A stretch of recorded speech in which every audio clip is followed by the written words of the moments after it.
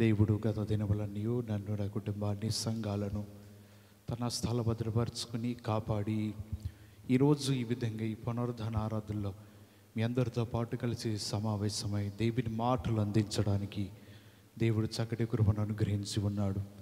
అందుని బట్టి ఆయనకి మహిమ కలుగును గాక. హల్లెలూయా.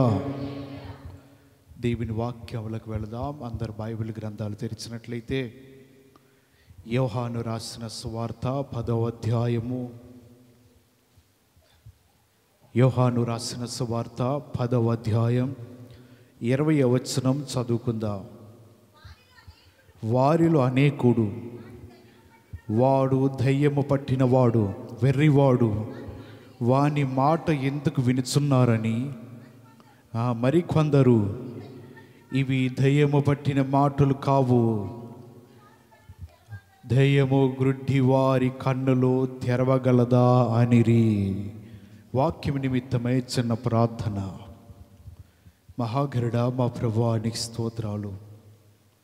ఈ నెల ఆఖరి పునరుద్ధాన ఆరాధన నిలబడిన జ్ఞాపకం చేసుకోండి తండ్రి.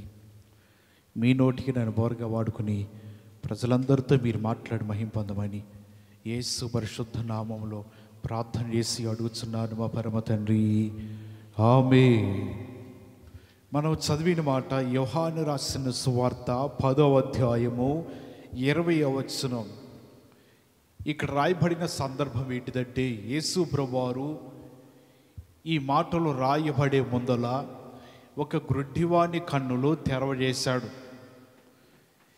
ఏ విధంగా అంటే, నేల మీద ఉమ్మవేసి ఆ మట్టిని తీసి కళ్ళకి రాసి కోనేటిలోకి వెళ్ళి కడుక్కొని చూపు వస్తుందని చెప్పినప్పుడు ఈ మాటను బట్టి గ్రుడ్డివాడు వెళ్ళి తన నేత్రాలు కడుక్కొనగా చూపు పొందుకున్నాడు. ఈ మాట, ఈ విషయము అక్కడున్న యోధులకే కానీ, అక్కడున్న కొంతమంది పరిసయ్యులకే కానీ, లేకపోతే ఇంకా కొంతమంది పెద్దలకే కానీ ఆ మాట వారికి నచ్చలేదు. ఎందుకు యేసు ప్రభువారు స్వస్థపరచవలసి వచ్చింది, ఎందుకు ఆయన కన్నులు తెరవలసి వచ్చిందని వారందరూ కూడా ఎదురు తిరిగి యేసు ప్రభువారు చేసిన అద్భుతమును వారు తప్పుబట్టారు. ఆ తర్వాత ఇలాగ కొనసాగుతూ ఉండగా చివరికి వారికి తెలిసినది ఏంటంటే, యేసు ప్రభువారి ద్వారానే గుడ్డివానికి నేత్రాలు వచ్చాయి అని వారికి అర్థమైంది. ఇలాగ అర్థమైన తర్వాత యేసు ప్రభువారు ఇంకా వారితో మాట్లాడుతున్నాడు, సంభాషిస్తున్నాడు. యోధులందరి మధ్య నిలుచుని దేవుని మాటలు ప్రకటిస్తున్నాడు. ఏమని ప్రకటిస్తున్నాడంటే, నేను గొర్రెలకు మంచి కాపరిని, మంచి కాపరి గొర్రెల కొరకు తన ప్రాణము పెట్టెను. ఈ విధమైన మంచి మాటలన్నీ కూడా యేసు ప్రభువారు అక్కడ ఉన్న వారందరికీ బోధిస్తున్నాడు. అనగా తన జీవితాన్ని కాపరిగా పోల్చుకొని మనుషులందరినీ కూడా గొర్రెలుగా పోలుస్తున్నాడు.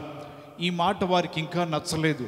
మేమందరము కూడా మోషే ధర్మశాస్త్రాన్ని అనుసరిస్తూ ఆయన మాటల ప్రకారం జీవిస్తున్న మమ్మలను గొర్రెలుగాను, నీవు మనుషుని రూపమెత్తి ఈ లోకానికి నేనే కాపరిగాను, నేనే బోధకుడుగాను, నేనే ప్రవక్తగాను నువ్వు తెలియపరుస్తున్నావే. అనేక విధమైన మాటలు నువ్వు మాట్లాడుతున్నావు, దైవ సంబంధమైన దోషణ చేస్తూ ఉన్నావు. మోషే ధర్మశాస్త్రం ఉన్న మాటలన్నీ కూడా మార్చివేసి నీ సొంత మాటలన్నీ మాతో పలుకుతున్నావు. ఇటువంటి మాటలన్నీ కూడా పలుకుతూ ఉండగా యేసు ప్రభువారు చెప్తున్న నీతియుక్తమైన మాటలు వారు విని అంటున్నారు. ఈయన మాటను బట్టి కొందరు అంటున్నాడు, ఈయన ఎటువంటి వాడంట, దయ్యము పట్టిన వాడని.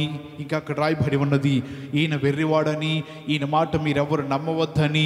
ఇలాగ అనేక మంది మాట్లాడుతూ ఉండగా కొంతమంది అంటున్నారయ్యా, ఈయన దయ్యము పట్టిన వాడైతే ఇంతకుముందు గుడ్డివాని కన్నులు తెరిచాడు కదా, కళ్ళకి మట్టి రాయగానే కోనేటిలో వెళ్ళి కడుక్కోగానే చూపు వచ్చిందని చూపు పొందుకున్న గుడ్డివాడే సాక్ష్యం ఇస్తున్నాడు కదా, మరి దయ్యము పట్టిన వాడైతే మరొక కార్యములు ఎలా చేస్తాడు?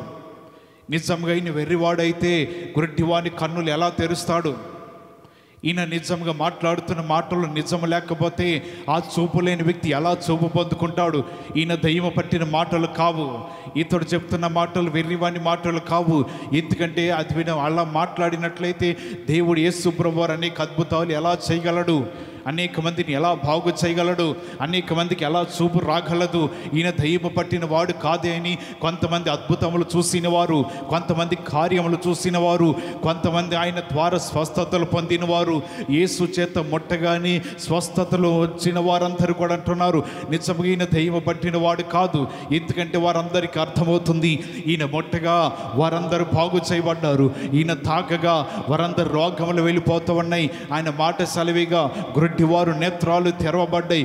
ఇటువంటి సమయంలో వారందరూ కూడా ఈ మాటలు పలుకుతూ మీరు ఎందుకు ఆయన మాటలు వినుచున్నారు? ఈరోజు పగటి కాల సేవలు మనం నేర్చుకునే అంశం ఏంటిదంటే ఎందుకు. ఏంటి చెప్పండి? ఎందుకు ఆయన మాటలు ఎందుకు మీరు నమ్ముతున్నారు? ఆయన మాటలు వెర్రివాని మాటల వలె ఉన్నాయి, మీరెందుకు నమ్ముతున్నారు? ఆయన మాటలు దయ్యము పట్టిన మాటల వలె ఉన్నాయి, మీరెందుకు నమ్ముతున్నారు? అక్కడ వారు అంటున్నారు దయ్యము పట్టిన వాడైతే ఆయన మాటలు బట్టి ఎంతోమంది స్వస్థతలు పొందారు కదా. ఆయన నిజంగా వెర్రివాడైతే ఆయన మాట సెలవిచ్చినప్పుడు అనేక మంది కూడా లేచి నిలబడుతున్నారు, అనేక మంది బాగు చేయబడుతున్నారు, అనేక మంది మరణ పడకల మీద నుంచి వారు లేపబడుతున్నారు, అనేక మంది పాడి ముట్టగా వారు సజీవులే లేచి నిలబడుతున్నారు. మరి వెర్రివాడైతే అటువంటి అద్భుతాలు చేయడు కదా, ఆయన గుడ్డివాడైతే అటువంటి అద్భుతాలు చేయడు కదా, ఆయన దయ్యం పట్టిన వాడైతే అటువంటి కార్యములు చేయగలరు కదా. ప్రజలందరూ కూడా యేసు ప్రభువు వారికి సాక్ష్యం ఇస్తున్నారు. కానీ అక్కడ నచ్చని శాస్త్రులే కానీ, పరిసయ్యులే కానీ, అధికారులే కానీ, సమాజ మందిరపు అధికారులే కానీ వారు అంటున్నారు మీరు ఎందుకయ్యా ఆయన మాటలు నమ్ముతున్నారు? మన గ్రంథం ఏంటిది? మోషే మనకేమి బోధించాడు, మోషే మనకి ఏమి తెలియపరిచాడు? ఆ మాటలు బట్టి మీరు నమ్మకోకుండా ఆయన చెప్పిన మాటను మీరు ఎందుకు అంగీకరిస్తున్నారు? ఆయన మాట యందు మీరెందుకు లక్ష్యం ఇస్తున్నారు? ఆయన వెర్రివాడు అని చెప్పి వీరు మాట్లాడుతున్నాడు. ఆయన ఎందుకు వెర్రివాడయ్యా? గురుడివాడి కన్ను నేత్రాలు తెరిచిందే ఆయన. గురుడివాడికి చూపు రావటానికి కారణమే ఆయన. లేవలేని పడకల మీద ఉన్న కుష్టి వ్యాధులను, పక్షవాయువు కలిగిన వ్యాధి కలిగిన వారు ముట్టిందే ఆయన. అటువంటి సమయంలో ఆయన ఎత్తి గురుడివాడికి ఉంటాడని అక్కడ ఆయన ద్వారా అద్భుతములు చూసిన వారందరూ కూడా ఈ విలువైన సాక్ష్యమును యేసు ప్రభు వారి గురించి పలుకుతూ ఉన్నారు. దేవుడి మాటలు వింటున్న మన జీవితంలో కొన్నిసార్లు ఈ లోకాలు మనం అనుకుంటాము, కష్ట సమయం వచ్చినప్పుడు, దుఃఖ సమయం వచ్చినప్పుడు ఎందుకు నమ్మాలి యేసు ప్రభు వారిని? మనం ఎందుకు ఆయన మాటలు ఎందుకు నమ్మిక ఉంచాలి? ఆయన మాటలు ఎందుకు విశ్వాసం ఉంచాలి? మనమే కదా అనేక మంది తెలియని వారు కూడా మాట్లాడుతూ ఉంటారు ఎందుకు మీరు ప్రార్థన చేయాలి, ఎందుకు మీరు మందిరానికి పోవాలి, ఎందుకు అటువంటి మాటలు మీరు వింటున్నారు? ఆయన గుడ్డివారి కన్నులు తెరవ చేయగలవాడు. రోగములు కలిగిన వారినందరినీ కూడా స్వస్థపరచగలవాడు. వ్యాధులతో అనేక మంది అలమటిస్తున్న వారిని ఆయన ముట్టి బాగు చేయగలవాడు. లేవలేని వారందరినీ కూడా దేవుడు తన హస్తం పట్టుకుని వారిని లేవనెత్తగలవాడు. అందుకనే మేము ఆయన నమ్ముతున్నాము, అందుకని మేము ఆయన మాటలు ఎందుకు నమ్మిక ఉంచాము, అందుకే మేము అందరూ ఆయన మందు విశ్వాసం ఉంచామని మనం ఎప్పుడైతే ఈ మాటలు బట్టి సాక్ష్యం ఇవ్వగలుగుతామో ఇక్కడ ప్రజలు కూడా అదే పలుకుతున్నారు. మీరు ఎందుకయ్యా నమ్ముతున్నారంటే వారు అంటున్నారు ఇది నిజంగా దయ్యను పట్టిన మాటలు కావు. ఎందుకనగా దయ్యము గుడ్డివాని కన్నులు తెరవదు కదా, యేసు ప్రభువారు మాత్రమే తెరవగలడు. హల్లెలూయా! యేసు ప్రభువారు మాత్రమే స్వస్థపరచగలడు. ఆయన ద్వారా మాత్రమే విడుదల వస్తుందని ఈ మాటలో రాయబడుతూ ఉన్నది. కొన్నిసార్లు దేవుడు మన స్థితిని మారుస్తూ ఉంటాడు, కొన్నిసార్లు మన జీవితాన్ని మారుస్తూ ఉంటాడు, కొన్నిసార్లు దేవుడు మన బ్రతుకులో అద్భుతములు చేస్తూ ఉంటారు. అటువంటి సమయంలో మన జీవితాలు సౌలు వలె కొన్నిసార్లు అడుగుతాము, కొన్నిసార్లు అడగం. సౌలు జీవితము సమూయేలు అంటున్నాడు దేవుడు నిన్ను అభిషేకించబోతున్నాడు, శత్రువుల చేతిలో నుంచి విడిపించడానికి దేవుడిని నేను ఎన్నుకోబోతున్నాడు. ఆయన తైలాభిషేకం నీ మీద ప్రోక్షించి నిన్ను ప్రజల మీద ఒక అధికారిగా నియమించమని దేవుని ఆజ్ఞ ఎంత ఉన్నది. కాబట్టి నీ జీవితము ఇక్కడే నిలిచి ఉండని చెప్పబడుతున్నప్పుడు సౌలు అంటున్నాడు అయ్యా బెన్యామీని గోత్రం మనకి ఎన్నికలేని గోత్రము, ఎన్నికలేని గోత్రంలో మా జీవితాలు ఎందుకు నువ్వు ఎన్నుకుంటున్నావు? ఎందుకు ఇలాగ పలుకుతున్నావు? ఈ మాటల్ని నోట నుంచి ఎందుకయ్యా వస్తున్నాయి? ఎందుకంటే సమయంలో ఆలోచన ఏంటిదంటే దేవుని ఆలోచన ప్రకారం నడవాలి, దేవుని ఆలోచన ప్రకారంగా సౌలును రాజుగా అభిషేకించాలి. దేవుని తలంపులు బట్టి సౌలు గొప్పవాడిగా ఏర్పరచబడి ఇశ్రాయేలు ప్రజలందరినీ కూడా శత్రువుల చేతుల నుంచి విడిపించడానికి ఈ సౌలును దేవుడు ఎన్నుకోబోతున్నాడు. ఆ మాటను జ్ఞాపకం చేసుకుందాము. మొదటి సమూయేలు గ్రంథము 9వ అధ్యాయము, మొదటి సమూయేలు గ్రంథము 9వ అధ్యాయము 21వ వచనం చదవండి. నేను బెన్యామీను వాడని కానా? నా గోత్రము ఇశ్రాయేలీయుల గోత్రములలో స్వల్పమైనది కాదా? నా ఇంటివారు బెన్యామీను గోత్రపు ఇంటి వారందరిలో అల్పులు కారా? నాతో ఇలాగూ ఎందుకు పలుకుచున్నావు? ఇక్కడ సౌలు సమూయేలుతో మాట్లాడుతున్నాడు. గోత్రములన్నిటిలో కూడా బెన్యామీను గోత్రమైన మేము స్వల్పమైన వారు కదా, నా ఇంటి వారు కూడా అందరూ కూడా అల్పులై ఉన్నారు. ఇటువంటి సమయంలో నువ్వెందుకు ఈ మాట పలుకుచున్నావు అనగా ఏ మాట అంటే సౌలు అధికారిగా నియమించబడబోతున్న దినములవి. సౌలు గొప్ప రాజుగా నియమించబడుతున్న దినములు. ఇశ్రాయేలు ప్రజల పక్షమున సౌలు గొప్పవాడిగా ఉండబోతున్నాడు. అటువంటి సమయంలో ఇక్కడ రాయబడుతూ ఉన్నది, ఇంతకయ్యా మాట పలుకుతున్నావు, ఇంతకు ఆ మాట నాతో నువ్వు అధికారిగా ఉండబోతున్నావని ఈ మాటలు ఎందుకు చెప్పుచున్నావు? స్వల్పమైనది, నా ఇంటి వారందరూ కూడా అల్పులైన వారు, ఇటువంటి సమయంలో మాట పలకవద్దంటున్నాడు. కానీ అక్కడ రాయబడుతున్నది నిజంగా దేవుడు అక్కడ సౌలుని ఎన్నుకొని ఆ సౌలుని అభిషేకించి తైలము పోసి అతడికి ఒక రాజుగా అధికారం ఇచ్చి ప్రజలందరి మీద నియమించాడు. కానీ సౌలు అయితే తలంచలేదు, ఇటువంటి అధికారం నాకు వస్తుందని. స్వల్పమైన మా జీవితాలను, అల్పమైన మా జీవితాలను దేవుడు ఎన్నుకొని ఒక ఉన్నత స్థితిలో నిలబెట్టి ఒక సింహాసనముని మాకు ఇవ్వబోతున్నాడని. ఇశ్రాయేలు చరిత్ర ప్రారంభించబడిన దినములలో మొదటి సింహాసనము సౌలు ఎక్కబోతున్నాడు. మొదటిగా రాజు సౌలు అవ్వబోతున్నాడు. అంతమంది వరకు న్యాయాధిపతులు ఉన్నారు, యాజకులు ఉన్నారు, పెద్దలు ఉన్నారు, గోత్రపు అధికారులు ఉన్నారు. కానీ రాజు అనేది ఎక్కడ కూడా ఇశ్రాయేలు చరిత్ర ప్రారంభించబడిన దగ్గర నుంచి ఇప్పటి వరకు కూడా ఏ అధికారులు సింహాసనం మీద కూర్చొని రాజ్య పరిపాలన చేసింది లేదు. అటువంటి సమయంలో ఈ మాట పలుకుతుండడానికి ఆశ్చర్యం వేస్తుంది.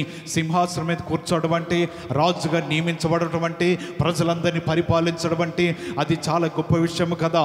అటువంటి సమయంలో మేము స్వల్పమైన వారము, మేము మా కుటుంబం అల్పమైనది.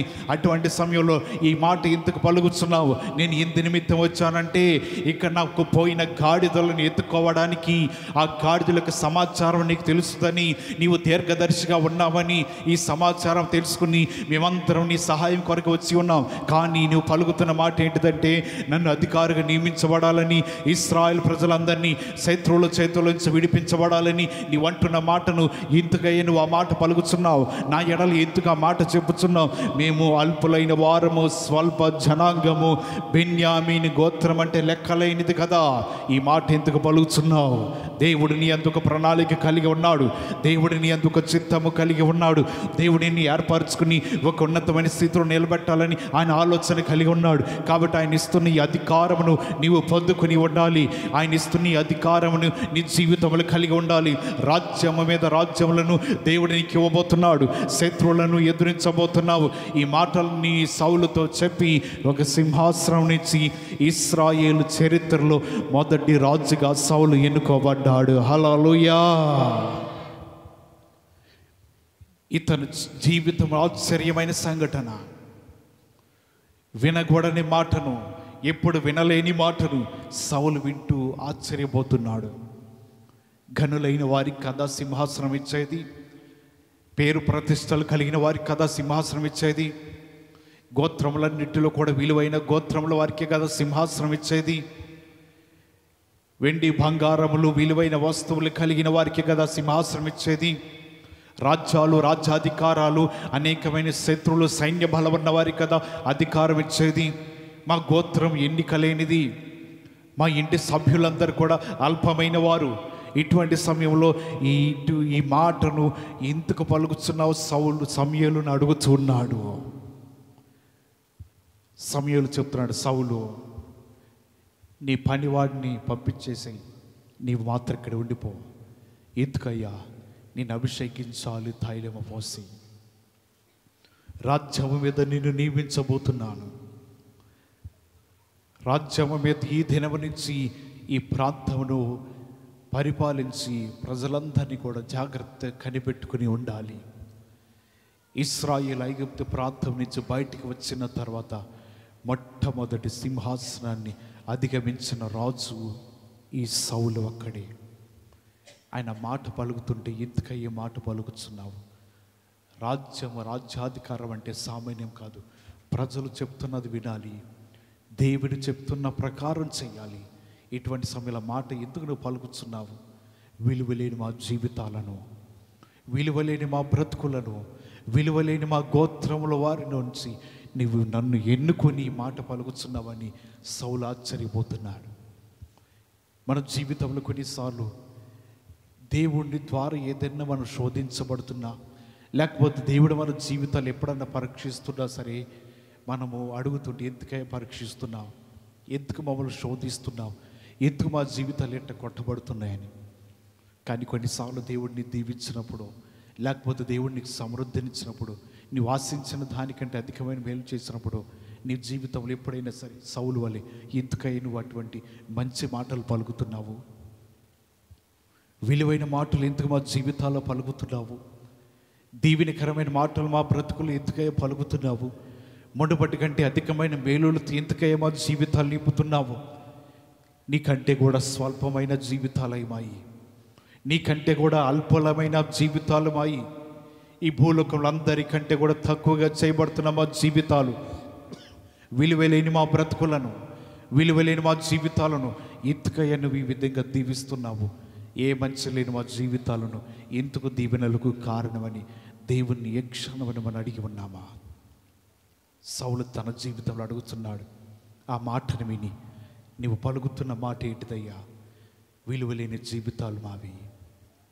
గోత్రములన్నిటిలో కూడా ఎన్నిక లేని గోత్రము, స్వల్పమైన గోత్రము, కానీ అటువంటి గోత్రముల నుంచి మమ్మల్ని ఎన్నుకొని నీవు సింహాసనం మీద కూర్చోమని చెప్తుంటే ఈ మాటలు ఎందుకు పలుకుతున్నావా?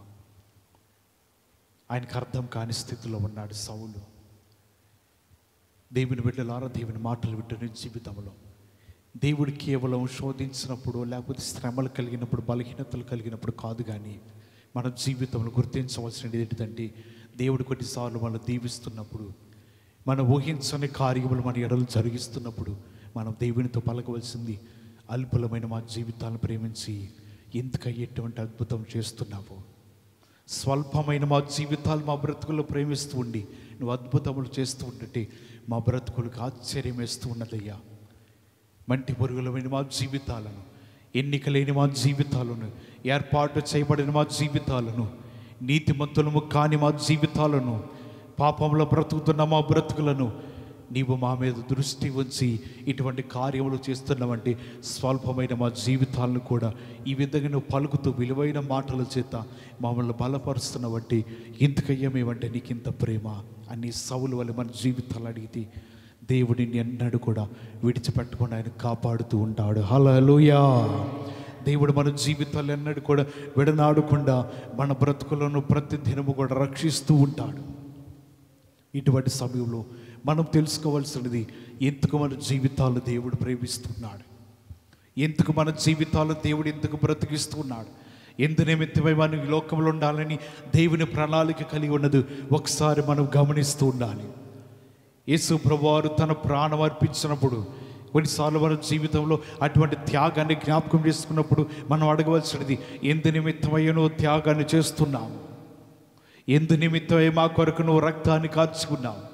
మేము నీతిమంతులము కాదు కదా, మా జీవితాలు నీ మాట విని నీ ప్రజలు కాదు కదా, మా జీవితాలు నీకు లోబడని వారం కదా, నీ మాటని ఎంత మాత్రం అంగీకరించని ప్రజల కొరకై నీ జీవితాన్ని త్యాగం చేసి, నీ బ్రతుకును త్యాగం చేసి మా కొరకై నువ్వు సిలువలో మరణించి త్యాగం అయిపోతున్నా. ఎందుకయ్యా మేమంటే నీకు ఇంత ప్రేమ? ఎందుకే మా జీవితాలు ఇలాగా నీవు ప్రేమిస్తున్నావు? ఈ భూలోకంలో నీకంటే కూడా మేము స్వల్పమైన వారము, నీకంటే కూడా అల్పులైన జీవితాలు మావి, నిన్ను పిలుచుటకైనను నిన్ను తలుచుటకైనను మా జీవితానికి కొన్నిసార్లు శక్తి సరిపోదే.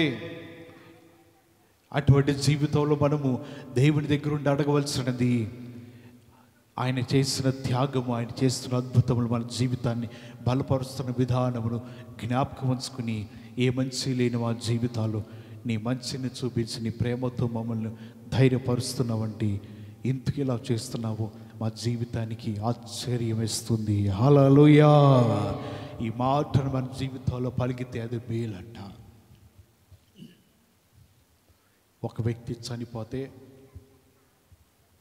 అతనికి భూస్థాపన కార్యక్రమానికి చాలామంది వచ్చారు, అనేక మంది సేవకులు వచ్చారు.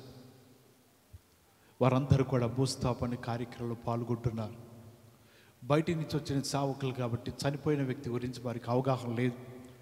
వారేదో వారికి తోచినట్లు 2 మొక్కలు ప్రార్థన చేసి ఆ కార్యక్రమాన్ని ముందుకు నడిపిస్తున్నారు. అతని గురించి తెలిసింది ఎవరికంటే స్థానికంగా ఏ మందిరానికి వెళ్తున్నాడో ఆ సేవకుడికి అతని గురించి తెలుసు, అతను మందిరానికి వస్తాడు కాబట్టి. అటువంటి సమయంలో ఆయన ప్రార్థన చేస్తున్నాడు.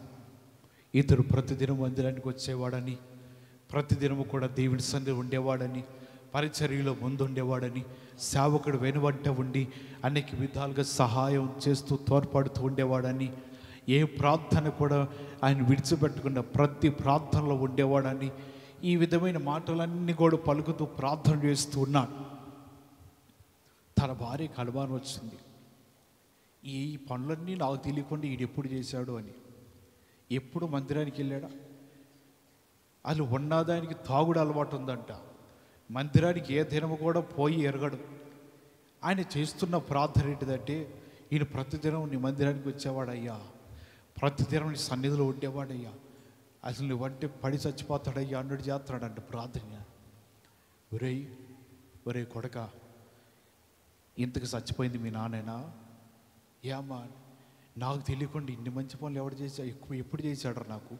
ఒకసారి మొహం చూసిరా, ఆయనో కాదో ఏడు చర్చికి పోయానంటున్నాడు అయ్యగారు. ప్రార్థన చేశాడంట, ఏ దినమో మందిరం మానేయలేదంట, ప్రతిదినం మందిరంలోనే ఉండేవాడంట, సావుకూడదు వాటే ఉండేవాడంట. ఇవన్నీ నేను ఎప్పుడు చూడలేదురా బ్రతికి ఉన్నంతకాలం. చనిపోయినప్పుడు ఆయన ఎందుకు ఇలా పలుకుతున్నాడు, ఒకసారి చూసిరా అంటే ఈయన వెళ్ళి చూసొచ్చాను. అమ్మా, నానే చచ్చిపోయింది. మరి చనిపోతే ఎప్పుడు పోయాడరా మందిరానికి? కొన్నిసార్లు మనం చేస్తున్న ప్రార్థనలు వింతగాను, కొన్నిసార్లు ఎదుటి వారికి ఆశ్చర్యపరిచే ప్రార్థనలు చేస్తూ ఉంటాం. మనం చేసే ప్రార్థన, నేను ఎక్కడైనా సరే మారు మనసు పొందకుండా చనిపోయాడంటే ఆ ప్రసంగంలో ఒక మాట చెప్తా, మారు మనసు పొందకుండా చనిపోయాడు, బాప్టిజం పొంది చనిపోతే బాగుండేది అని చెప్తా. పొందలేదు కాబట్టి నరకానికి పోతాడని ఆ సమయంలో చెప్పకూడదు. ఎందుకంటే గాయపడి ఉంటారు కాబట్టి అటువంటి మాట చెప్పి వారు గాయపరచకూడదు. కానీ నాలో ఉన్న బాధను వారికి చెప్తాను, బాప్టిజం పొంది ఉంటే బాగుండేది, బాప్టిజం పొందకుండా లోకాన్ని విడిచిపెట్టాడు. ఇక తదుపరి ఆయన తీర్పు దినం అది ఎలాగుంటుందో నాకైతే తెలియదు.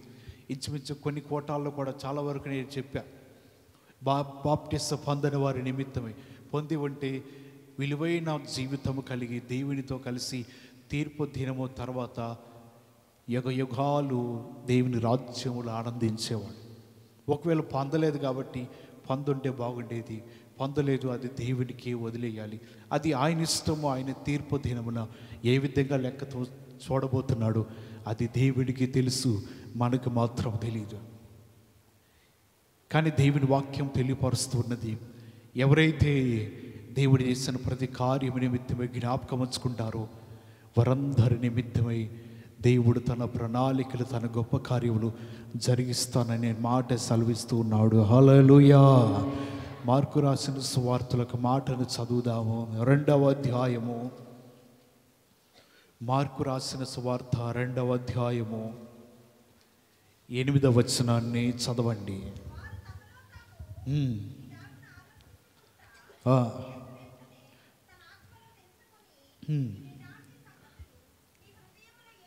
మీరు ఇలాంటి సంగతులు మీ హృదయములలో ఎందుకు ఆలోచించుకొనుచున్నారు? ఏ మాటలు ఆలోచించుకుంటున్నారట?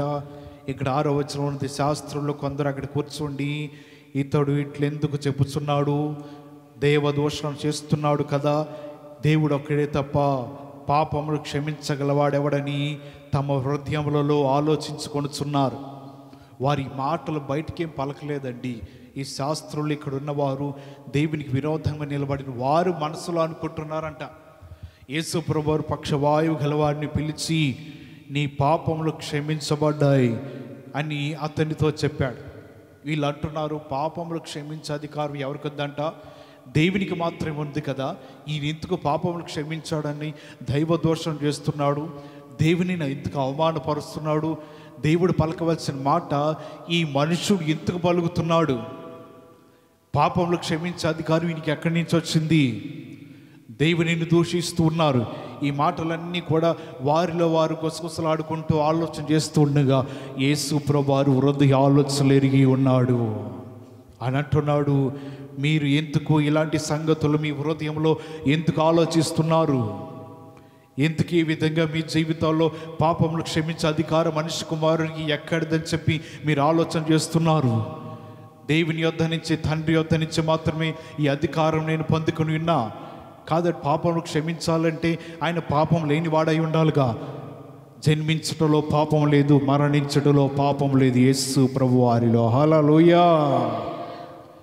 వీళ్ళ బాధ ఏంటిదంటే మనుషుడు పుట్టుకతో పాపంతో పడతాడు. ఎదుట మనిషి పాపం ఎలా క్షమిస్తాడు ఈయన? అది దేవదోషణ కాదా? దేవుడికి అధికారం ఎక్కడిచ్చాడు ఈయనకి? దేవుని అవమానపరుస్తున్నట్లు కదా ఆ మాట పలుకుతుంటే నిజంగా ఈయన పాపము, ఈయనలో పాపము లేదు. ఈయన నీతిమంతుడై ఉన్నాడు. చనిపోయే వరకు కూడా ఎక్కడ కూడా ఇతని జీవితంలో పాపం లేదు. అందుని బట్టి ఈయన అంటున్నాడు మనుష్య కుమారుడికి పాపములు క్షమించడకు భూమి మీద 10వ వచనం ఉన్నది. అయితే పాపములు క్షమించడకు భూమి మీద మనుష్య కుమారునికి అధికారం కలవలదని మీరు తెలుసుకొనవలని వారితో చెప్తున్నాడు. ఎవరికి అధికారం ఉండదంట? మనుష్య కుమారునికి. అంటే ఆయనలో పాపము లేదు కాబట్టి ఎదుటి వారిని క్షమిస్తున్నాడు. ఆయన నీతిమంతుడు కాబట్టి పాపము కలిగి వారు నీ పాపను క్షమించబడ్డా వెళ్ళిపోమని చెప్తున్నాడు. వెంటనే పక్షవాయువు గలవాడిని చూచంటున్నాడు నీ పాపములన్నీ క్షమించబడి ఉన్నాయి, నీవు లేచి పరుపెత్తుకుని నడవమని చెప్పగా ఆయన లేచి తన పరుపెత్తుకుని నడుచుకుంటూ వెళ్ళిపోతున్నాడు. వారందరూ కూడా ఆశ్చర్యపోతున్నారు చేసిన సంఘటనలన్నీ. వారందరూ కూడా అట్టి కార్యములు చూసి మహిమపరుస్తున్నారు. అప్పటి వరకు అక్కడ ఉన్న శాస్త్రులకి వారికి అర్థం కాల, కానీ మనుషులకు అర్థమైంది. ఈయన మాట సలివేగా లేవలేని వ్యక్తి లేచి నిలబడుతున్నాడు. ఈయన మాట సలివేగా కాళ్ళు లేని వ్యక్తికి మరలా తిరిగి కాళ్ళు వచ్చి నిలబడుతున్నాడు. వారందరటి కార్యముల నిమిత్తమై మహిమపరుస్తున్నారు. కానీ అక్కడున్న వారు అంటున్నారు ఈయనకి పాపములు క్షమించడానికి అధికారము ఎలా వచ్చిందని వారు ఆలోచన చేస్తుంటే యేసు ప్రభువారు అంటున్నాడు మీరు ఎందుకు అటువంటి ఆలోచన కలిగి ఉన్నారు? మీ హృదయంలో అటువంటి తలంపులు ఎందుకు పుడుతున్నాయి? ఎందుకు దైవదోషం చేస్తున్నారని మీ ఆలోచనలు కలిగి ఉన్నారు? మనిషి కుమారికి అధికారం లేదు అని మీరు ఎందుకు అనుకుంటున్నారు? మనిషి కుమారు పాపములు క్షమించడానికి అధికారం ఉన్నది కదా. ఈ మాటలన్నీ పలికి ఆయన్ని స్వస్థపరిచాడు. వారికైతే అర్థం కావట్లేదు ఎందుకు ఈ పనులు చేస్తున్నారు. యేసు ప్రభువారు అప్పటి నుంచి తప్పుపడుతున్నారు. అప్పటి నుంచి కూడా ఆయన మీద విషపు చూపు చూస్తున్నాడు. ఎక్కడ దొరుకుతాడా? యేసు ప్రభువారిని పట్టుకోవాలి, యేసు ప్రభువారు చేస్తున్నది మంచి పని కాదని వారందరూ కూడా ఇటువంటి మాటలు పలుకుతున్నారు. వారి కళ్ళతో చూస్తున్నారు. అనేక మంది లేచి నడుచుకుంటూ వెళుతున్నారు, అనేక మంది బాగుపడుతున్నారు, అనేక మందికి స్వస్థతలు వస్తున్నాయి. కానీ ఈ శాస్త్రుల అధికారులు పరిసయ్యులు మాత్రము నమ్మలేకపోతున్నారు. వారందరూ కూడా దైవదోషం చేస్తున్నాడయ్యా, ఎందుకు ఈ మాటలు పలుకుతున్నారు? ఎందుకు మీ హృదయములలో ఇటువంటి ఆలోచన కలిగి ఉన్నారు? ఈ ఆలోచనలన్నీ కూడా ప్రక్కన పెట్టేయండి. మనిషి కుమారునికి పాపములు క్షమించుటకు భూమి మీద అధికారము కలదు. హల్లెలూయా. భూమి మీదకి దేవుడు అధికారం ఇచ్చాడు వారందరికీ. యేసు ప్రభువారు పాపములు క్షమించుటకు తండ్రి యొద్ద నుంచి అధికారం పొందుకొని ఉన్నాడు. వారికైతే అర్థం కావట్లేదు. యేసు ప్రభువారు చెప్తున్నారు ఎందుకు మీరు అటువంటి ఆలోచన కలిగి ఉండద్దు, మీరు అటువంటి తలంపుని కలిగి ఉండద్దు. మీ జీవితంలో ఆయన చేసిన కార్యముల నిమిత్తమే మీరు మహిమపరచండి. దేవుడు చేసిన అద్భుతములు, దేవుడు చేసిన కార్యములు చేయకపోయినా ఆలస్యమైన ఎందుకయ్యా ఆలస్యం అవుతున్నాయి? ఎందుకు అద్భుతాలు చేయలేకపోతున్నావు? ఎందుకు నీ కార్యంలో జరగట్లేదు అని కొన్నిసార్లు మనం అనుకుంటాం. ఇటువంటి మాట మన జీవితంలో ఎందుకు అనే పదము మన నుంచి రాకూడదు. దేవుడు కనికరించే వరకు పక్షవాయు గలవాడు పరుపు మీద పరున్నాడంట. దేవుడు అతన్ని స్వస్థపరచే వరకు కూడా ఇతడు అలాగే ఉన్నాడు. యేసు ప్రభువారు వచ్చి అతన్ని స్వస్థపరిచి అతన్ని లేవనెత్తాడు. లేవనెత్తున్న టైంలో ఎన్ని వ్యతిరేకమైన మాటలు వచ్చినా, విరోధంగా మాట్లాడినా ఆయన అంటున్నాడు, అటువంటి ఆలోచనలు ఎందుకు మీ హృదయములలో సంగతుల గురించి ఆలోచిస్తున్నారు? ఆయనకు అధికారం ఉన్నది. పాపములు క్షమించడానికి దేవుని అధికారం పొందుకొని ఉన్నాడు. మీరు కూడా ఈ పాపముల నిమిత్తమే విడుదల పొందుకోండి. మీరు కూడా రక్షింపబడండి. ఆయన కార్యముల నిమిత్తమే మీరందరూ ఆలోచన కలిగి ఉండండి అని దేవుని వాక్యం ఈ పగటి కాల సమయంలో మనందరికీ తెలియపరుస్తున్నది. హల్లెలూయా. మన జీవితంలో కూడా నేర్చుకోవాల్సినది, దేవుడు చేస్తున్న కార్యములను మనం గుర్తించాలి. దేవుడు చేసిన అద్భుతములను గుర్తించాలి. ఎందుకని దేవుని ఎన్నడూ కూడా నువ్వు ప్రశ్నించవద్దు. ఆయన మాటకు మనం తల వచ్చినట్లయితే మన జీవితాలు విలువైన భాగ్యవంతులుగా ఏర్పరచబడతామని ఆయన వాక్యం ద్వారా తెలుసుకుంటున్నాము.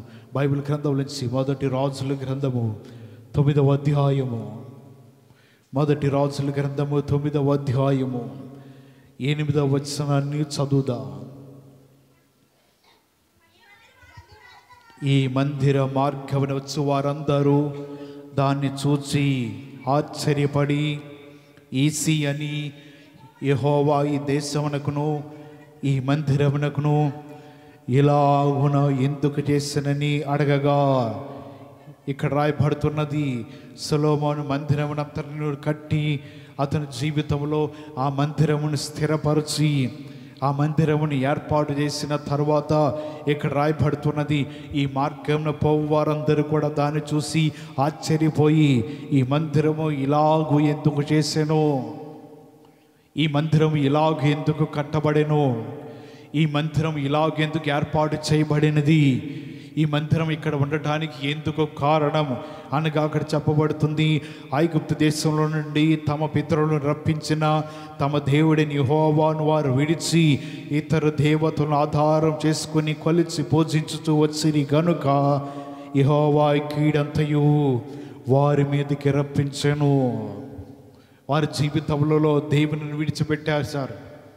వారికి ప్రార్థించడానికి, దేవుని సన్నిధికి వెళ్ళడానికి వారికి మందిరం లేదు. ఇశ్రాయేల్ ప్రజలకు వారికి ఏ ప్రార్థన వచ్చినా, ఏ అవసరం వచ్చినా యాజకులకు కానీ లేకపోతే నియమించబడిన వారికి కానీ అట్టి ప్రార్థన అవసరత చెప్పి మా కొరకు దేవుని మందసమ దగ్గరికి వెళ్ళి దేవుని ఎదుటికి వెళ్ళి పరిశుద్ధ స్థలంలోకి వెళ్ళి వేడుకమని తెలియపరుస్తూ ఉండేవారు. వారి వారి పాపముల నిమిత్తమై లేదా యాజకులైన వారు వారి జీవితంలో ఇలాగా న్యాయము చేస్తూ తీర్పు తీరుస్తూ ఉండేవారు. ప్రజలందరూ ప్రార్థించడానికి వారికి అవకాశం లేదు. ప్రజలందరికీ దేవుని యందు భయము వారికి లేదు. ప్రజలందరికీ కూడా దేవుడు మా మధ్యన ఉన్నాడన్న ఆలోచన వారికి రావట్లేదు. అందుని బట్టి వారందరూ కూడా ఇతర వాటి వైపు చూస్తూ, ఇతర దేవతల వైపు వాటి చూస్తూ వారందరూ కూడా పూజిస్తూ కొలుస్తూ ఉండగా కీడు వారి మీదకు వస్తూ ఉన్నది. ఇటువంటి కీడు వారి మీద తప్పించబడటానికి ఇతర విగ్రహముల వైపు వారి జీవితాలు తిప్పబడకుండా, ఇతరమైన వాటి వైపు వారి దృష్టి మళ్లించకుండా వారి దృష్టి, వారి కనుదృష్టి అంతా కూడా దేవుని మందిరం మీద ఉండాలి. దేవుని మందిరం దగ్గర వారు నిలిచి ఉండాలి. దేవుని మందిరం ఎదుట వారు ప్రార్థన చేయాలి. మందిరం ఎదుట చేతులెత్తి వారు దేవుని అడగాలి. వారి పాపం నిమిత్తమై వారు పశ్చాత్తాపడాలి. దేవుడు వారి మొర ఆలకించాలి. ఆ మొరకు దేవుడు వారికి సమాధానం ఇవ్వాలని ఈ మందిరం ఇక్కడ ఏర్పాటు చేయబడి ఉన్నది. వారు అడుగుతున్నారు, ఇంతకీ ఈ మందిరం ఏర్పాటు చేయబడిందంటే పితరుల కాలం నుంచి ఇశ్రాయేల్ ప్రజలు బయటకు వచ్చిన దినముల వరకు కూడా ఈనాటి దినం వరకు ప్రజలెవరికి మందిరం లేదు. ఆరాధించడానికి మందిరం లేదు. ప్రార్థించడానికి మందిరం లేదు. వారు దేవుని ఎదుట ఉండి మొరబెడటానికి మందిరం లేదు. అడగటానికి వారికి ఏ మందిరం లేదు. ఎక్కడైనా సరే వారు గుడారం వేసుకుని ఆ మందసము దానిలో ఉంచి వారు ప్రార్థన చేస్తూ దూరంగా నిలబడాలి. ఎవరు దానిని తాకకూడదు. అటువంటి సమయంలో పితరుల కాలం నుంచి లేని ఈ మందిరము ఈ కాలంలో ఎందుకు వచ్చినదంటే వారు మరొక వాటి వైపు తిరగకోకుండా, మరొక దానిని వారు పూజించకుండా, మరొక దానిని వారు అనుసరించకుండా, వారి దృష్టి వారి ఆలోచనలన్నీ కూడా దేవుని మందిరము తిప్పబడాలి. వారిలో ఉన్న కీడు తొలగించబడాలి. దేవుని సన్నిధిలో ఉన్న మహిమ, దేవుని మందిరంలో ఉన్న వెలుగు వారి మధ్యన నిలిచి ఉండాలి. హల్లెలూయా. దీని కొరకు మందిరం ఏర్పరచబడింది. ప్రజలందరూ ఆయనను కొలుస్తూ ఉండాలి. ఆయన సన్నిధిలో, ఆయన మందిరం మీద ఉన్న మహిమ వలన ప్రజలందరూ కూడా దేవునిని చూడాలి. అందుని బట్టి వారు అందరూ ఆశ్చర్యపోతూ ఈ మందిరం ఎందుకు ఇలాగూ చేశాను. పితరుల కాలం నుంచి తప్పిపోతున్న ప్రజలందరూ మందిరం ముందుకు ఉండాలి. మందిరంలో మందసం పెట్టబడింది. భయపడి వారందరూ మందిరం ఎదుట ఉండి నిలబడి ప్రార్థన చేయాలి, దేవుడిని అడగాలని ఇక్కడ ఈ మాటలు రాస్తూ ఇక్కడ సొలొమోను కట్టిన మందిరం నిమిత్తమై వారందరూ కూడా అడుగుచున్నారు. ఆ దారిని పోయే వాళ్ళందరూ ఆ మందిరాన్ని చూసి ఆశ్చర్యపోతున్నారు. ఎందుకు ఈ మందిరం? ప్రజలు ప్రార్థనలు వినటానికి. మందిరం ఇక్కడ ఎందుకు ఏర్పాటు చేయబడింది? దేవుడు వారి విజ్ఞాపనలు, వారి మొరలను ఆలకించడానికి. దేవుని మందిరం ఎందుకు ఇక్కడ ఏర్పరచబడింది? పాపంలో ఉన్నవారు ప్రాయశ్చిత్తం పొందడానికి. దేవుని మందిరం ఇక్కడ ఎందుకు ఉన్నది? వారికి ఉన్న ప్రతి అవసరతలను ఆయనకి తెలియపరిచి వారు విడుదల పొందడానికి ఈ మందిరం ఇక్కడ ఏర్పరచబడి ఉన్నది. ఇక్కడ జ్ఞాని అయిన సొలొమోను ఈ మాటలన్నిటినీ కూడా రాస్తున్నాడు. ఆ మందిరం నిమిత్తమై కట్టుట ముగించిన తర్వాత, మందిర పనులను ముగించిన తర్వాత ఇశ్రాయేలు ప్రజలకు తెలుసు దేవుని మందసం పెట్టడానికి మందిరం అన్నది. ఆ మందసమే మా ప్రార్థనలు వినబోతుంది. ఆ మందసంలో నుంచి ఉన్న దేవుడు మా విజ్ఞాపనలు వినబోతున్నాడు. కానీ ప్రజలైన వారికి, అన్యులైన వారికి, తెలియని వారికి దాన్ని చూసుకుంటూ ఆశ్చర్యపోతూ వెళ్ళిపోతున్నారు.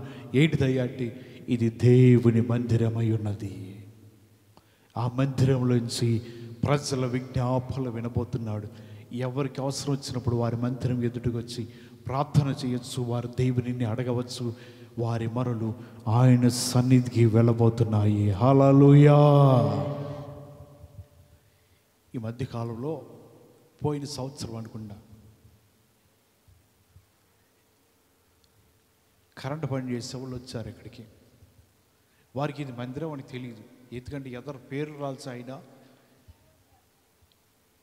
ఎంత ప్రయత్నించా ఫోన్లు ఎత్తట్లా, అయినా వేరే నెంబర్లు చేసినా ఎత్తట్లా. పేరు రాయాలి, ఎదరు ఇది మందిరం అని తెలియాలిగా. లోపల గోళ్ళ మీద రాయాలి, ఎన్ని రాయాలి. అలా ఆయనకి అడ్రస్ లేడు. ఎప్పటి నుంచో పిలుస్తున్నా. ఇక నేను కూడా అలాగే చూసి అశ్రద్ధ చేశా. ఈ కరెంట్ లాగే ఆయన అంటాడు, సార్ ఇది గోడవా అంటున్నాడు. ఇదే గోడ ఎక్కడ ఉందండి అన్న. ఇదిగోండి సార్ ఏసీలు పెట్టున్నాయిగా, గోడమేమో. గోడం కాదయ్యా, దేవుని మందిరం అని. మందిరమా అంటే కోల్డ్ స్టోరేజ్ గోడౌన్స్లో ఏదో దాంట్లో ఏసీలు పెడతారు అనుకుంటే, హైవేల మీద వెళుతున్నప్పుడు గోడౌన్స్ కనబడుతుంటే ఇది ఆయనకట్ట కనపడిందంట గోడౌన్ అని. తొందరగా ఆయన పేరు రాపించాలి. ఇప్పుడు గోడౌన్ అంటాడు, తర్వాత ఐస్ క్రీమ్ పార్లరా సార్ ఏసీలు ఉన్నాయి అంటాడు. ఈ మందిరం చూసిన వారు కూడా ఆశ్చర్యపోతున్నారు. సొలొమోను కట్టిన మందిరాన్ని కూడా. ఏంటిదయ్యా మందిరము ఎందుకు కట్టబడింది? ఇశ్రాయేలు ప్రజల కోసము, దేవునిని కావాలని కోరుకున్న వారికి, దేవుని దగ్గర వారు ప్రార్థనలు వినిపింప చేయడానికి ఈ మందిరము ఏర్పరచబడిందని సొలొమోను ప్రజలందరికీ తెలియపరుస్తున్నాడు. హల్లెలూయా. దేవుని మాటలు వింటున్న వారి జీవితంలో దేవుని మందిరము ఎందుకు వెళ్ళాలండి? మందిరంలో ఎందుకు ఉండాలండి? మందిరంలో మనం ఎందుకు ఆయన సన్నిధిలో కనబడాలి అంటే, దేవుడు మన జీవితంలో వారమంతా నిన్ను కాపాడాలి అంటే దేవుని సన్నిధిలో నీవు కనబడాలి. ఒక దినము ఏర్పాటు చేయబడిన దినము, నియమించిన దినమున దేవుని మందిరంలో నీవు ఉండాలి. ఈ వారమంతా ఆయన చేతులకు అప్పచెప్పాలి. ఈ వారమంతా నీ పనులన్నీ దేవుని తెలియపరచాలి. మరలా వచ్చే వరకు కూడా దేవుడి వారమంతా నిన్ను కాపాడాలి అంటే ఈ మందిరం అందుకు ఏర్పాటు చేయబడినది. ఈ మందిరం యొద్దకు వచ్చి నువ్వు ప్రార్థన చేస్తూ ఉండాలి. ఈ మందిరం దగ్గరికి వచ్చి దేవుడిని అడుగుతూ ఉండాలి. ఈ మందిరంలో నీ దినచర్య ఏంటో, నువ్వు చేయబోతున్నది ఏంటో ఆయనకి తెలియపరిచినట్లయితే ఈ మందిరంలో ఉన్న దేవుడు నీతో మాట్లాడుతాడు. హల్లెలూయా. ఆయన నీతో మాట్లాడి నిన్ను బలపరచడానికి.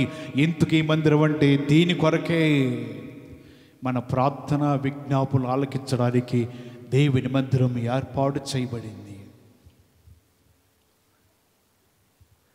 యేసు ప్రభువారు దగ్గరికి ఒక పాపి అయిన స్త్రీ వచ్చి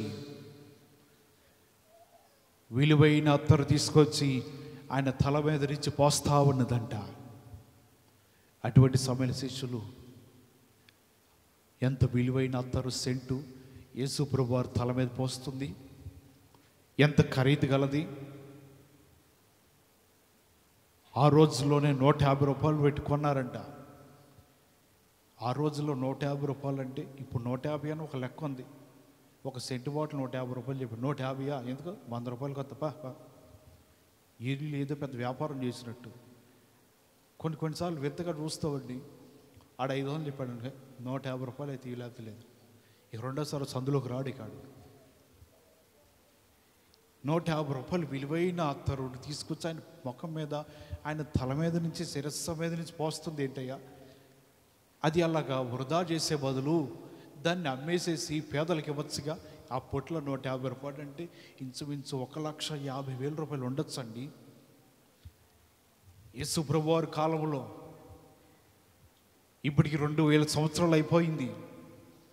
ఇటువంటి సమయంలో ఆ కాలంలోనే 150 రూపాయలు సెంట్ అంటే ఈ కాలంలో 150 రూపాయలు కూడా వస్తున్నాయి. ఆ కాలంలో 150 రూపాయలు పెట్టుకుంటే శిష్యులు కంగారు పడిపోతున్నారు. దాన్ని తీసుకెళ్ళి అమ్మేసి పేదలకు ఇస్తే బాగుపడతారుగా. దాన్ని అమ్మేసేసి ఆ డబ్బులతో పేదలు వచ్చి పెడితే వారిని ఒక పూట అన్నం తింటారుగా. ఏంటయ్యా ఆమె చేస్తున్న పని అని యేసు ప్రభువుని ప్రశ్నిస్తుంటే ఆయన అంటున్నాడు, మీరు ఎందుకయ్యా ఏమైనా తొందర పెడుతున్నారు? జరగబోవు నా సమాధి నిమిత్తమై ఒక ప్రతీకగా ఈమె చేస్తున్న పని అది. జరగబోయే నా జీవితం ఇక కొద్ది కాలం మాత్రమే ఈ లోకంలో ఉండబోతున్నాను. దానికి చిహ్నముగా ఈమె నా మీద సెంటు పోస్తా ఉన్నది. ఈ అత్తరంతా కూడా నా నిమిత్తమై, భూస్థాపన నిమిత్తమై చేస్తూ ఉండగా మీరు ఎందుకే ఆమెను తొందర పెడతారో అని యేసు ప్రభువు మాట్లాడుతున్నా. పేదలంటే ఎప్పుడు నీతోనే ఉంటారు. పేదలు ఎప్పుడు మీ మధ్యనే తిరుగుతూ ఉంటారు, మీ ముందే ఉంటారు. కానీ నేను ఎల్లప్పుడూ మీతో ఉంటాను కదా. నా సమయం అయిపోతే నేను తండ్రి వద్దకు వెళ్ళిపోవాలి, ఈ లోకం విడిచిపెట్టి వెళ్ళిపోవాలి. అందు నిమిత్తమై దానికి గుర్తుగా మీ విలువైన అత్తరుని తీసుకొచ్చి ఆయన మీద పోస్తా ఉన్నదంట. అది గుర్తేంటిదంటే సమాధిలో పెట్టబడే ముందులా ఏ విధంగా ఈ లోకంలో ఆచారం ఉంది కదా, సెంట్లు తీసుకొచ్చి పోస్తా ఉంటా, రాస్తారు. అదేవిధంగా యేసు ప్రభువు చెప్తున్నాడు, దానికి గుర్తుకి ఏమి చేస్తుందయ్యా, కానీ ఈమెను ఎందుకు మీరు తొందర పెడుతున్నారు? తొందర పెట్టద్దు. యేసు ప్రభువు వారందరితో మాట్లాడినప్పుడు శిష్యులు అందరూ ఆగిపోయారు. ఎందుకంటే వారి జీవితంలో వారికి అర్థం కావట్లా. యేసు ప్రభువు ఎల్లకాలం మాతోనే ఉంటారో, యేసు ప్రభువు ఎల్లప్పుడు కూడా మా జీవితాల మధ్య ఉంటారని, ఆయన ఎప్పుడు కూడా మా మధ్యనే ఉంటారని వీరు ఆలోచన చేస్తున్నారు. లేదా మీ మధ్యనే ఉండను, పేదలైన వారు మీ మధ్యన ఉంటారు, ఉన్నప్పుడు మీకు సహాయం చేసుకోండి. కానీ మీరు చేస్తున్న పని నా భూస్థాపన నిమిత్తమై ఈమె అటువంటి అత్తరు తీసుకొచ్చి మీద పోస్తా ఉన్నది. దేవుని మాటలు వింటారు. మీ జీవితంలో మనం నేర్చుకోవాల్సినది ఏంటిదంటే, ఎప్పుడైతే మన జీవితంలో దేవుని కార్యములను గుర్తిస్తూ ఉంటామో, దేవుని అద్భుతాలు మనం చేస్తూ ఉంటామో,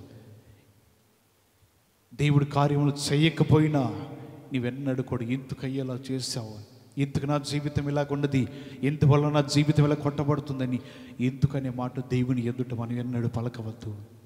ఏది చేసినా మన మేలు కొరకే. హల్లెలూయా.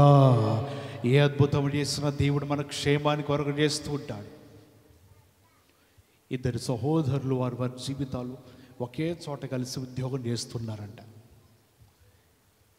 వారిలో ఒక ఆయన చాలా అభివృద్ధి పరచబడుతున్నాడు, రెండో ఆయనకి ఏమీ లేదు. ఇక ఎంత సంపాదించిన పోతానే ఉన్నది. ఏంటి అర్థం కావాలా?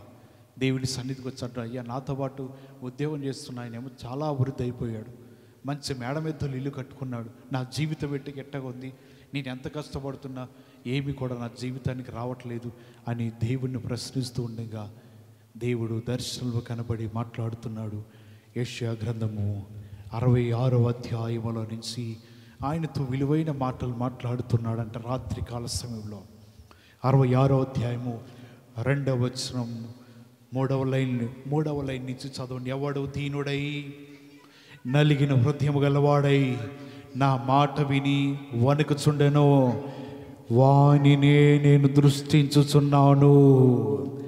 ఇక్కడ దేవుడు రాత్రి మాట్లాడుతున్నాడు.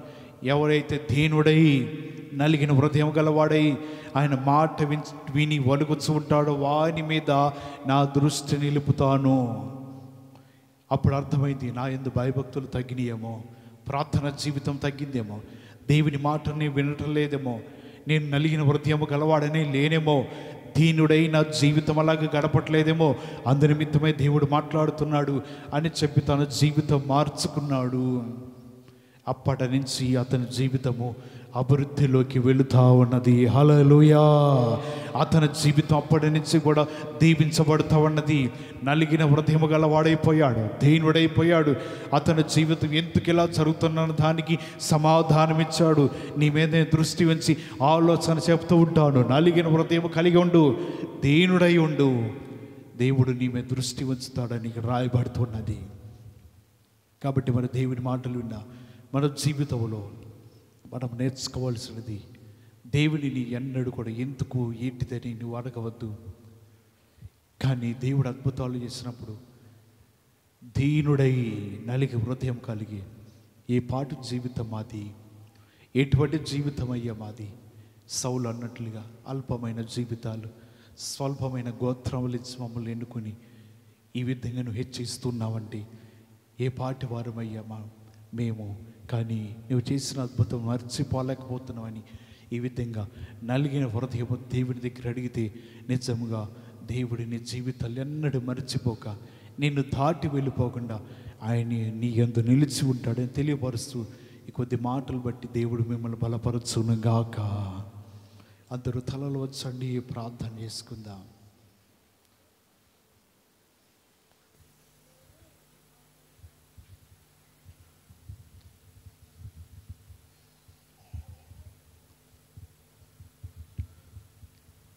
దేవుడు మనతో మాట్లాడే మాటలు గుర్తుంచుకుందాము. ప్రభువా, అక్కడ వారందరూ అంటున్నారు, యేసు ప్రభువారు దయ్యము పట్టినట్లుగా మాట్లాడుతున్నారని, ఆయన వెర్రివాని వలె మాట్లాడుతున్నారని వారు అంటున్నారు. కానీ కొంతమంది యేసు ప్రభువారు గురించి తెలిసిన వారు అంటున్నారు, అయ్యా ఆయన వెర్రివాడు కాదయ్యా, దయ్యము పట్టినవాడు కాదు, గుడ్డివాడి నేత్రాలు తెరుస్తున్న ఆయనే, గుడ్డివాడి కన్నులు తెరుస్తుంది ఆయనే, వారి నేత్రములన్నీ తెరిచి అందరినీ స్వస్థపరుస్తున్నవాడు ఆయనే. మీరు ఎందుకయ్యా అలా మాట్లాడుతున్నారు? మీరు ఎందుకయ్యా అటువంటి ఆలోచన చేస్తున్నారు? పాపములు క్షమించబడితే నేను చెప్పుట అది చాలా సులభమా, లేకపోతే లేచి నడమని చెప్పుట అది తేలిక? మనిషి కుమారునికి పాపములు క్షమించడానికి అధికారం ఉన్నది కదా. మీరు ఎందుకు అలాంటి ఆలోచన కలిగి ఉన్నారు? ఎందుకు ఇటువంటి సంగతులన్నిటిని మీరు ఆలోచిస్తున్నారు? యేసు ప్రభువారిని పక్షవాయువు గలవారు ఎదురు చూస్తూ ఉండగా ఆయన అంటున్నాడు, నీ పరుపు ఎత్తుకొని నీవు నడువు. సొలొమోను మందిరం కట్టి ముగించిన తర్వాత ప్రజలందరూ చూసి ఆశ్చర్యపోతున్నారు. ఎందుకయ్యే మందిరము? నా ప్రజల కొరకే.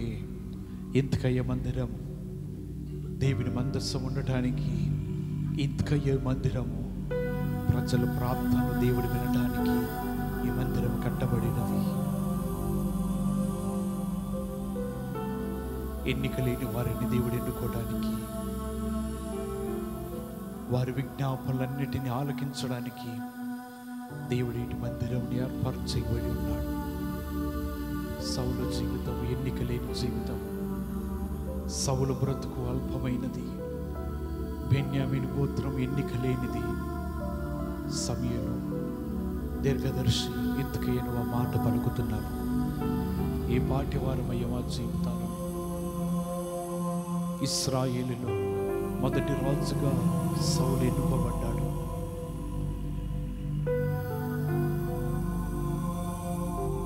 ఎన్నిక లేని వారిని దేవుడు ఎన్నుకుంటున్నాడు. ఏర్పాటు చేయబడిన వారిని దేవుడు సౌలుని ఏర్పాటు చేసుకుంటూ ఉన్నాడు. అల్పమైన జీవితాన్ని కలిగిన సౌలు కుటుంబాన్ని దేవుడు ఎన్నుకున్నాడు. స్వల్పమైన బ్రతుకులు కలిగిన ఈ సౌలిక గోత్రాన్ని దేవుడు ఎన్నుకున్నాడు. సౌలు తన కుటుంబాన్ని కోసం మేము ఎవరికి పనికిరామేమో, ఎవరి దృష్టిలో మేము విలువ లేని వారమేమో, ఎవరి దృష్టిలో కూడా మేము ఘనత లేని వారమేమో, ఎవరి దృష్టిలో కూడా మేము గౌరవం లేని వారమేమో, సమూయేలు అంటున్నాడు, దేవుడు నిన్ను ఎన్నుకున్నాడు. సౌలు నిన్ను అభిషేకం చేయబోతున్నాడు. తైలపు బొడ్డ తీసుకుని నీ జీవితాన్ని అభిషేకం చేయబోతున్నా. ఆ మాట చెప్పి సమూయేలు సౌలుని ఏర్పాటు చేసుకుని ఇశ్రాయేలు గొప్ప నాయకుడిగా నిలబెట్టి ఉన్నాడు. ప్రభువా, మా జీవితాన్ని విద్దకి ఎందుకొని నడిపిస్తున్నాము, ఎందుకో నీ ప్రేమను మా మీద చూపిస్తున్నావయ్యా. ఎందుకో తెలీదు, మా మీద నీవు ప్రేమ కలిగి నీ ప్రాణమును కూడా అర్పించావు ప్రభా. మా కొరకే ప్రభా నలగొట్టబడావు. ఎందుకయ్యా మేమంటే నీకెంత ప్రేమ. ఏ మంచి లేని మా జీవితాల్లో, ఏ యథార్థత లేని మా బ్రతుకులు, ఏ నీతిక్రియ లేని మా జీవితాల్లో నీ ప్రేమ చేత మమ్మల్ని కొన్నావయ్యా. నీ ప్రేమ చేత మమ్మల్ని ఏర్పరచుకున్నావు ప్రభా. నీ త్యాగం మర్చిపోలేమయ్యా.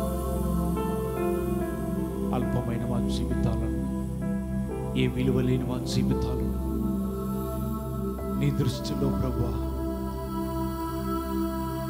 తక్కువ చేయబడిన మా జీవితాల్లో ప్రభా నీవు మాకు తోడుగా ఉండి విలువ ఇచ్చావయ్యా.